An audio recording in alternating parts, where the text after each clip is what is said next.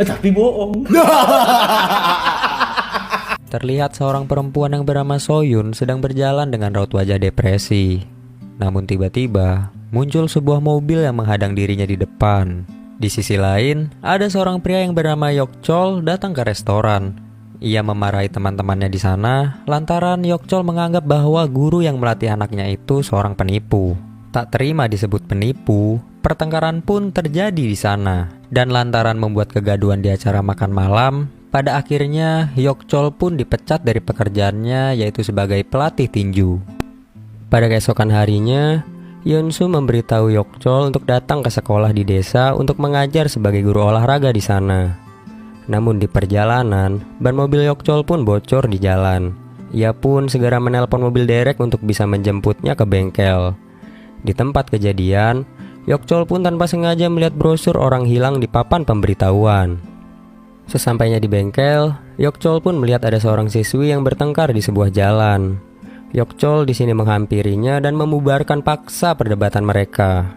Di sini, Yojin seorang siswi pun memberitahu bahwa jika Soyun tidak kembali, maka ia akan membunuh mereka. Lalu Yojin pun pulang. Di jalan, Yokchol bertemu seorang polisi yang bernama Dongso, yang ternyata murid Yokchol saat masih melatih tinju dengannya. Scene pun berpindah ke Yojin. Ia pergi ke rumah nenek Soyun dan sang nenek di sini sangat mengkhawatirkan cucunya yaitu Soyun. Namun, Yojin pun mencoba menenangkan hati si nenek dan akan segera melaporkan kejadian ini ke polisi. Pada malam hari, kita bisa melihat di sini Yokchol sedang berlatih, namun di sebuah gang ia melihat seorang wanita yang dipaksa untuk masuk ke dalam mobil. Yokchol pun sangat kebingungan dengan kota ini, dengan tingkah laku aneh warganya di sini. Berpindah ke Yojin, saat tengah malam berjalan pulang ke rumah, ada seorang pria misterius yang mengikuti dirinya di belakang. Untungnya, Yojin pun bergegas untuk masuk ke bus sehingga pria tersebut tidak berhasil untuk mengejarnya. Esok harinya, di hari pertama bekerja sebagai guru olahraga, Yokchol memperkenalkan diri kepada para wali murid di sana. Ketika jam istirahat, tanpa sengaja Yokchol bertabrakan dengan seorang siswi hingga ia terjatuh. Di sekolah, Yokchol juga bertemu dengan Yojin, seorang siswi yang ia temui kemarin ketika dirinya bertengkar dengan siswi lain di jalan. Di sini, Yokchol menanyakan kabar dari seorang siswi yang bernama Soyun, yang kedapatan bahwa 1 tahun ia tidak masuk ke sekolah. Namun di sini Yojin pun kesal, lantaran para pihak sekolah tidak mengetahui apa yang terjadi pada siswinya. Di ruang guru, Yojin pun terlihat sedang dimarahi karena kedapatan memasang poster dari Soyun. Dan ketika Yokchol sedang ke toilet, dirinya melihat bahwa ada seorang guru yang bernama Jisung kedapatan keluar dari kamar mandi wanita di sana. Di dalam toilet, Yokchol pun tanpa sengaja melihat Yojin yang sedang memanjat pagar sekolah di luar. Yokchol di sini pun langsung bergegas pergi untuk mengikuti jejak dari siswinya. Di jalan, Yokchol pun melihat kampanye dari calon gubernur di sana. Namun ada seorang pria yang berorasi bahwa semua penjabat di kotanya ini adalah seorang pembohong. Tanpa menghiraukan kampanye itu, Yokchol pun segera mengikuti jejak dari siswinya tersebut yang masuk ke dalam klub malam. Ternyata Yojin memaksa masuk ke tempat ini lantaran dirinya ingin mencari Soyun di sini. Hampir saja perkelahian pun terjadi di sini, dan untungnya Yokchol pun datang tepat waktu untuk membawa siswinya pulang. Agak jelas lu. Di luar klub, Yokchol pun dihampiri oleh seorang wanita di sana, dan di sini Yojin menanyakan tentang keberadaan Soyun, dan si wanita pun menjawab bahwa jika ingin tahu informasi lanjutnya, silakan bertemu dengan Madam Iseul. Di mobil, Yojin berkata pada Yokchol bahwa dirinya akan terus mencari keberadaan Soyun. Di sini, Yokchol pun berkata bahwa ia akan melapor kasus ini kepada polisi karena ia punya teman yang menjadi polisi di kota ini. Di sisi lain, pria yang bernama Soguak sedang menjamu detektif di bar agar polisi tidak ikut campur dengan bisnis yang ia telah jalankan. Saat di perjalanan pulang, ternyata ada sebuah mobil yang mengikuti langkah Yojin di jalan. Tiba-tiba, ada seorang pria datang lalu menyekap Yojin dari belakang. Di saat Yokchol belum jauh dari tempat Yojin, ia pun melihat bahwa ada ponsel Yojin yang tertinggal di mobilnya. Tanpa pikir panjang, Yokchol pun segera putar balik untuk mengembalikan ponsel Yojin. Tapi tidak disangka-sangka ketika di jalan, ia melihat siswinya yang tergeletak di jalanan akibat ulah pria yang berniat jahat terhadapnya. Yokchol pun bergegas membawa siswinya itu ke rumah sakit, dan di sana ada detektif yang ikut datang dan ia berkata bahwa akan menelusuri kasus ini. Di rumah sakit juga, Yokchol bertemu dengan Dongso. Ia menanyakan kasus orang hilang yang bernama Soyun kepadanya. Namun, Dongso pun menjawab bahwa membuat surat kasus ini harus butuh persetujuan dari seorang wali. Keesokan harinya, Yokchol pun pergi ke rumah nenek Soyun untuk menandatangani surat orang hilang. Dan surat pun diberikan kepada Dongso. Namun, akibat dia terlalu lama mengurus surat itu, Yokchol pun sampai terlambat datang bekerja. Dan saat istirahat, Yokchol bertanya kepada guru lain perihal hilangnya Soyun. Namun, jawaban si guru pun terlihat seperti tidak peduli dengan kasus ini. Kemudian, Yokchol pun bertemu dengan Yojin. Yojin pun berkata bahwa dirinya harus bergegas mencari Madam Iseul. Di sini, Yokchol melarang tindakannya karena dirasa sangat berbahaya.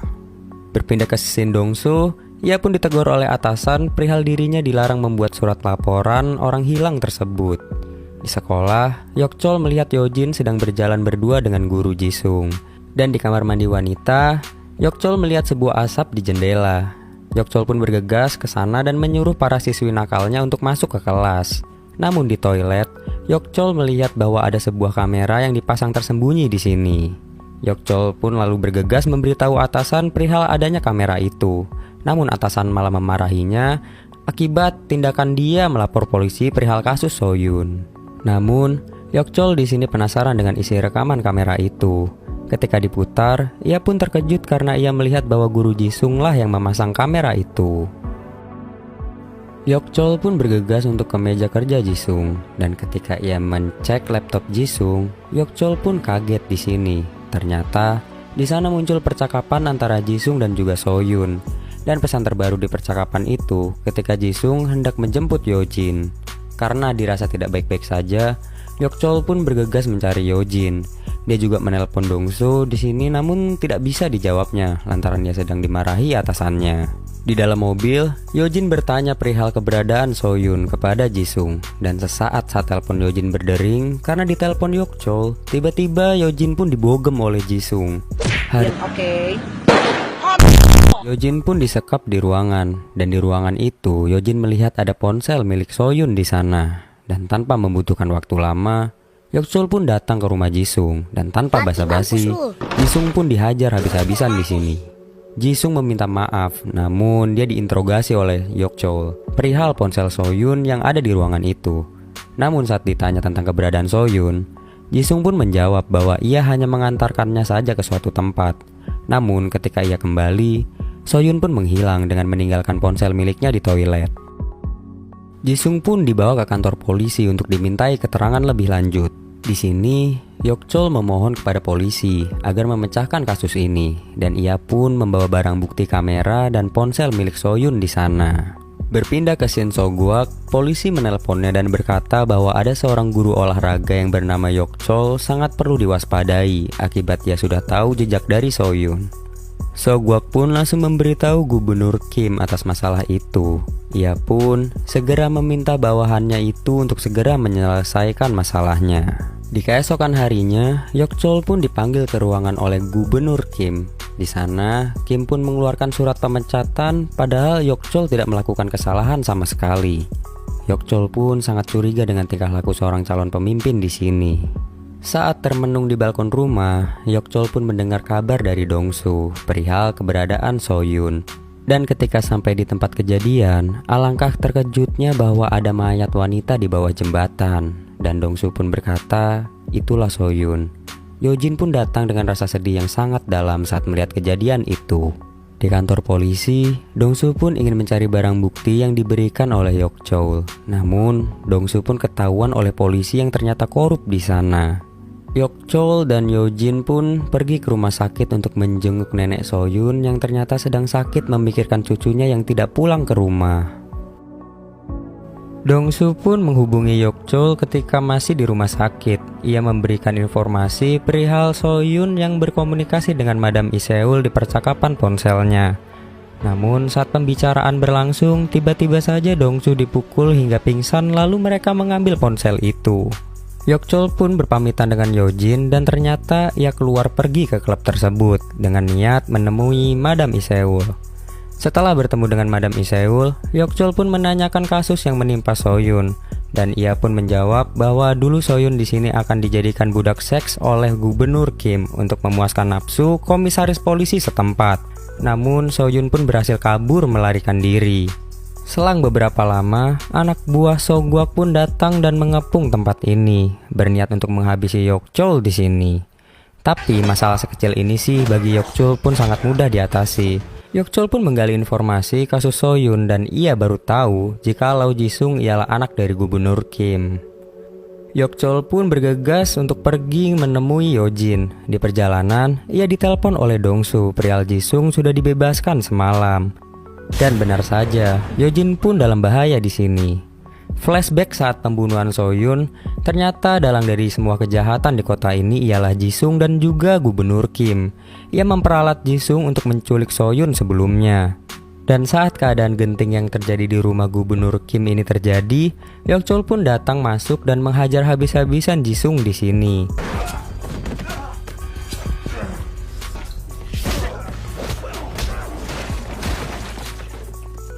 Ia berhasil sampai ke rumah ini berkat bantuan informasi dari Dongsu.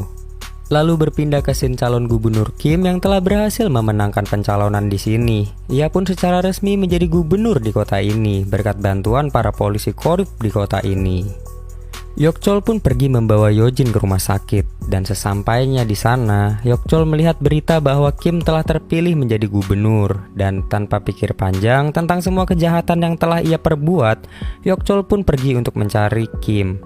Dan sesampainya di jalan, ia bertemu dengan Kim yang baru saja dipilih menjadi gubernur. Yokchol pun menghajar dia habis-habisan dan sesaat setelah kejadian itu, polisi pun datang di tempat. Keesokan harinya, kejahatan yang telah Kim perbuat pun terbongkar dan ia pun dicopot dari jabatannya dan dimasukkan ke penjara. Lalu, Yokchol pun berpamitan kepada Yojin yang hendak pulang ke kota asalnya. Dan Yokchol di jalan pun bisa melihat poster Soyun yang sudah dihapus karena dalang dari semua kejahatan ini pun terungkap. Soyun pun bisa tenang di alam sana dan cerita pun selesai.